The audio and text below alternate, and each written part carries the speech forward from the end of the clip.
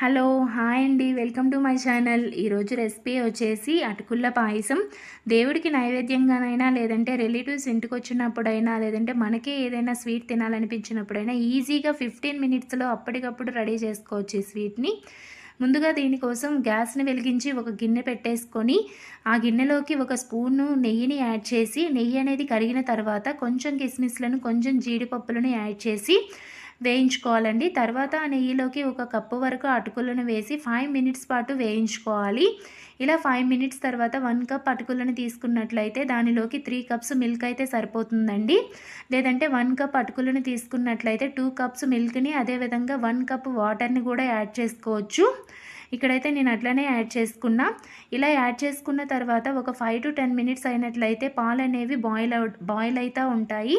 ఇలా బాయిల్ అయ్యేటప్పుడు కొంచెం ఇలాచీని దంచుకొని వేసుకున్నట్లయితే టేస్ట్ అనేది బాగుంటుందండి. ఇలా వేసుకొని ఒకసారి కలుపుకొని 70% అటుకులు బాయిల్ అయిన తర్వాత షుగర్ని కూడా యాడ్ చేసుకోవాలి. ఒక కప్పు అటుకులకి హాఫ్ కప్ షుగర్ అయితే సరిపోతుంది. కొంచెం మీరు ఎక్కువ స్వీట్ తిన్న వాళ్ళైతే 3/4 కప్పు షుగర్ని యాడ్ చేసుకోవాలి.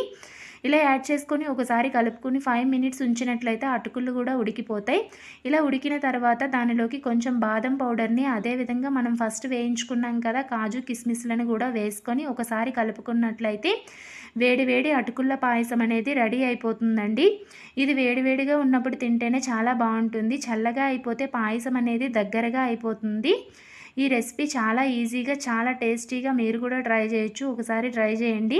నా వీడియో కనుక నచ్చినట్లయితే ప్లీజ్ లైక్ చేయండి అండ్ సబ్స్క్రైబ్ కూడా చేసుకోండి. Thank you for watching.